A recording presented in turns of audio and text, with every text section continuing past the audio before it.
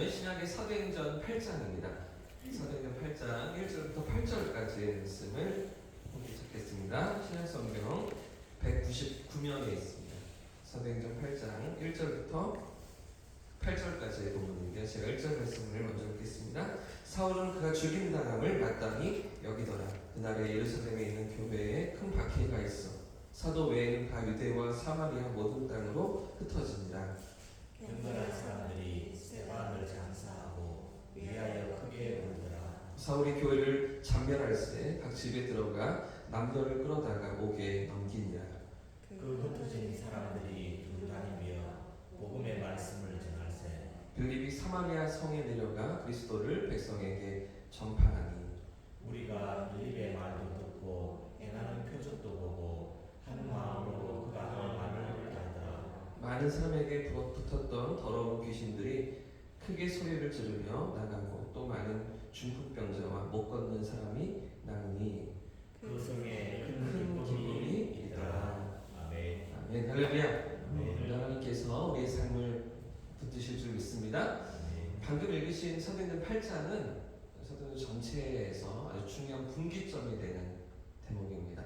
사도행전에 여러 분기점들이 있는데요. 예를 들면 이제 그 베드로가 보았던 그 환상, 그렇죠?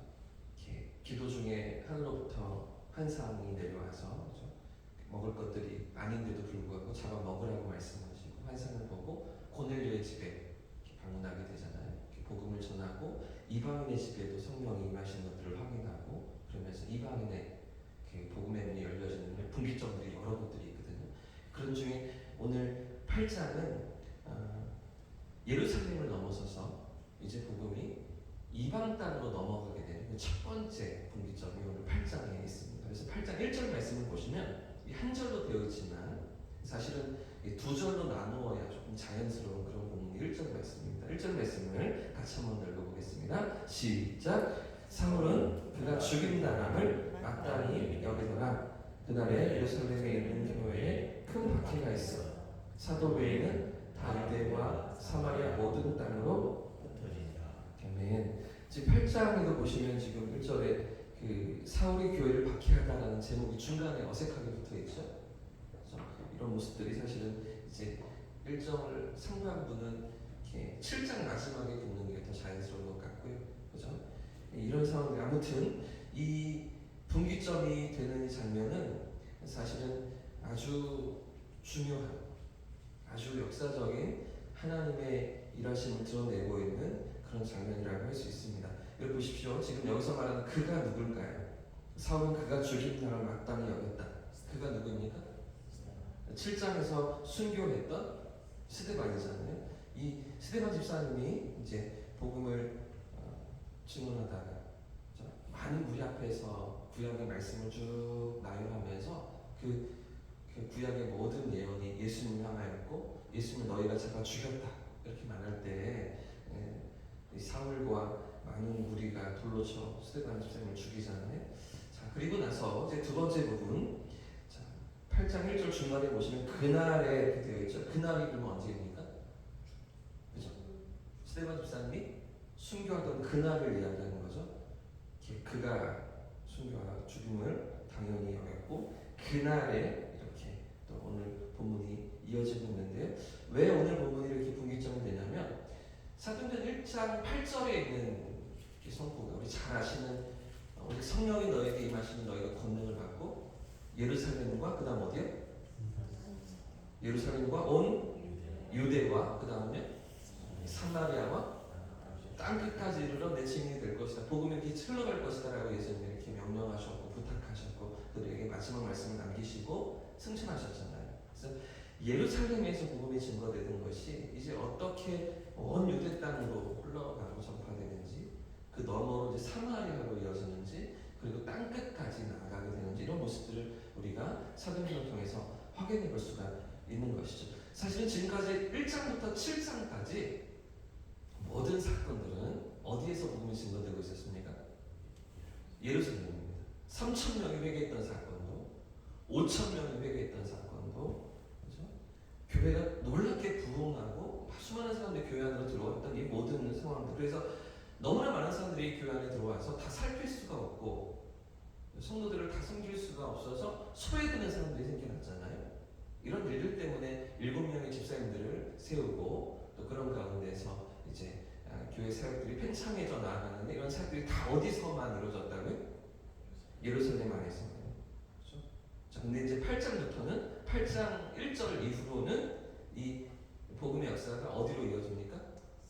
온 유대로 확장되어져, 온 유대 땅으로 확장되어져 가고 또 사마리아로 이어지는 모습들을 우리가 볼 수가 있는데 그날에 예루살렘에 있는 교회에 큰 박해가 있어 사도 외에는 다 어디로요? 유대와 사마리아 모든 땅으로 흩어졌다는 것이죠. 흩어진 그 성도들이 무엇을 했을까요?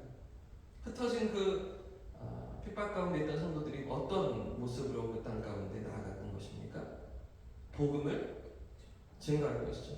예수님의 약속이 성취되고 있는 것이죠. 1장 8절에 말씀하셨던 주님의 명령이 이루어지고 있는 것이죠. 예루살렘을 넘어서서 온 유대 땅으로 사마리아까지 생각해 보십시오. 예수님 당시에 그 상종도 하지 않던 그 사마리아 사람들도 유대인들을 피하고 유대인들도 사마리아 사람들을 만나지 않던 그런 상황들 가운데 이 이방인들에게까지 이방인보다 못하다고 여겼던 그 사마리아 사람들에게까지 복음이 흘러가는 놀라운 장면을 사도행전이 이 8장이 우리에게 보여주고 있는데 중요한 것은 그냥 전해지지가 않았다는 것이죠. 무엇 때문에 이런 복음 전파가 이루어졌습니까? 핍박 때문에. 그러니까 우리끼리만 좋아서 우리끼리만 은혜가 있어서 우리끼리만 행복해서로 교회는 그게 다가 아니라는 것이죠. 사실은 더 중요한 주님께서 맡기신 사명이 있고 주님께 부탁하신 복음이 있고 나누어야 할 생명의 그 복음이 우리 안에 있는데 그것들이 주님은 세상 가운데 흘러가기를 원하시는 것이죠. 사실은 이 일들이 예루살렘에서 이렇게 더 나아가지 못하니 예수님은 이 핍박이라는 도구를 통해서 이 복음이 예루살렘을 넘어서서 그렇죠? 사마리아 땅까지 이어질 수 있도록 그렇게 그들을 사용하시는데요. 어느 정도 핍박이었냐면 보십시오. 교회를 아주 잔멸하려고 했다고 본문이 기록하잖아요. 자, 3절 말씀을 같이 한번 읽어보겠습니다. 시작. 사울이 교회를 잔멸할세 각 집에 들어가 남들을 끌어다가 옥에 넘기니라. 그러니까 아주 큰 핍박이 일어나고 있는 겁니다. 조금 어려움이 아니고요. 아주 이렇게 성도들이 괴로움을 당하고 정말 힘든 상황 가운데 내몰리고 있는 것인데요. 그래서 흩어지는 거잖아요. 그러니까 더 이상 그 삶의 자리를 버티고 서 있을 수가 없어서 그래서 온 유대 땅으로 흩어지고 사마리아까지 나아가야 했던 그렇게 도망쳐야 했던 그런 성도들인데 그런 가운데 사실은 주님의 숨겨진 계획, 복음 증거의 사명 이것들이 이루어지고 이 복음이 확장되어지는 주님의 뜻이 이루어지고 있는 것이죠. 자, 그런데 또 한 가지 중요한 것이 무엇이냐면 이런 큰 박해 가운데 복음이 흘러가고 또 구원받는 영혼들이 일어나는데 그런데 이 박해를 통해서 따라오는 결과가 또 한 가지 더 있습니다. 오늘 본문의 결론인데요. 8절 말씀을 같이 한번 읽어보겠습니다. 8절입니다. 시작. 그 성에 큰 기쁨이 있더라. 그 성에 큰 기쁨이 있더라. 그 성이 어디일까요? 사마리아죠. 그러니까 그들이 찾아가서 복음을 증거하는 그 이방 땅에 큰 기쁨이 일어나는 사실은 핍박으로 인해서 복음 증거가 일어났고 복음 증거로 인해서 그 성 안에 큰 기쁨이 일어나는 사실은 핍박이 없었으면 복음을 나누는 일이 있었을까요? 그들 가운데 어려움이 있었다면 그들이 온 유대 땅으로 사마리아까지 찾아갔겠습니까? 이 핍박으로 인하여서 이 큰 기쁨으로 이어지는 사실은 우리가 생각할 때 상식적으로 이해가 되지 않고 핍박이 있으면 괴로움이 있고 핍박이 있으면 속상함이 있고 핍박이 있으면 눈물이 있어야 하는데 핍박으로 말미암아서 큰 기쁨으로 이어지는 주님의 뜻이 이어지고 있는 것이죠. 자, 4절 말씀이 그런 대목을 우리에게 보여주고 있는데 4절 말씀을 같이 한번 읽어보겠습니다. 시작. 그 흩어진 사람들이 두루 다니며 복음의 말씀을 전하세. 할렐루야. 흩어진 사람들이 뭐 했다고요?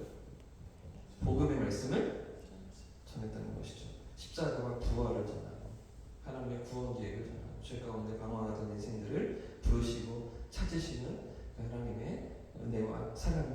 증거했던 것입니다. 우리가 이제 통독했던 4장과 5장에도 비슷한 그런 장면들이 기록되어져 있습니다. 이 사도들이 이제 예루살렘 앞에서 복음을 증거하다가 종교 지도자들에게 붙들려 가잖아요. 감옥에 갇히잖아요. 근데 그 감옥에 갇혔다가 기적적으로 풀려난 상황인데 그 다음날 또다시 어디에 섭니까? 그 전날 붙들렸던 그 성 앞에 다시 서서 복음을 증거하는 거죠. 잡혔다가 풀려났는데 또다시 그곳에서 그리고 또다시 잡혀갑니다. 이런 장면들이 4장에도 기록되어져 있고 5장에도 기록되어 있는 것이죠. 왜 개초대성 교회 성도들이 이 고난 가운데도 이 고초 가운데 신문을 받고요, 또 감옥에 갇히는 어려움을 만나면서도 무엇 때문에 이렇게 담대하게 복음을 증거하는 것입니까? 무엇 때문에 이렇게 그 자리에 서서 또다시 복음을 나누는 것입니까? 심지어 5장 마지막 절 말씀을 보시면 그런 가운데서도 사도들은 기뻐했다 이렇게 기록하고 있습니다. 이런 상황 가운데서도 기뻐했던 것이죠. 5장에도 기쁨이라는 단어가 등장하고 오늘 8장에도 기쁨이라는 단어가 등장하잖아요. 사실은 상황하고는 전혀 어울리지 않는 기쁨인 것 같은데 그런데도 불구하고 복음이 흘러갈 때, 복음으로 영혼들이 살아날 때 그 안에서 일어나는 기쁨, 사실은 교회가 이런 기쁨을 회복해야 하고 이런 기쁨을 누려야 하고 이런 기쁨을 나누어야 한다고 사도행전은 우리에게 말해주고 있는 것 같습니다. 이번 가을 우리 교회 안에도 이런 기쁨이 가득할 수 있기를 주님의 이름으로 축복합니다.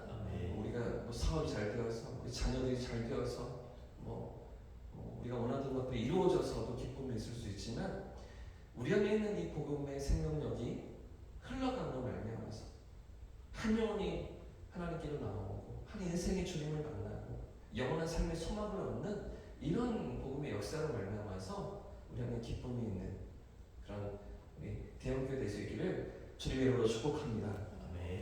지난 주일날 이렇게 사진을 이렇게 찍어 보니까요, 그래도 1년 전에 찍었던 사진보다 그래도 사람이 조금 더 있더라고요. 처음 제가 부임해서 환영한다고 현수막 걸어주시고 같이 이렇게 사진 찍었던 그때 사진하고 이렇게 비교해 보니까요, 그래도 12명, 13명 이렇게 사람들이 더 이렇게 서 있더라고요. 안 계시던 분들이 그 사진에 들어가 계시더라고요. 그러니까 사진 안 찍고 가셨던 분들인데도 사진 찍으셨겠죠? 근데도 이렇게 어떤 우리 청년도 그 자리에 들어가 있고 수영이도 희광이도 들어가 있고 또 앞집 어르신들이 이렇게 예배를 나오고 계시고 우리를 통해서 이런 복음의 역사가 이번 가을에도 놀랍게 일어날 수 있기를 주님의 이름으로 축복합니다. 그런 주님의 교회로 우리가 정말 하나님 앞에서 주님의 기쁨이 되고 우리의 삶에 우리 믿음에도 기쁨이 회복되는 그런 역사들이 있기를 주님의 이름으로 축복합니다. 이렇게 찬양하고 기도하겠습니다. 찬송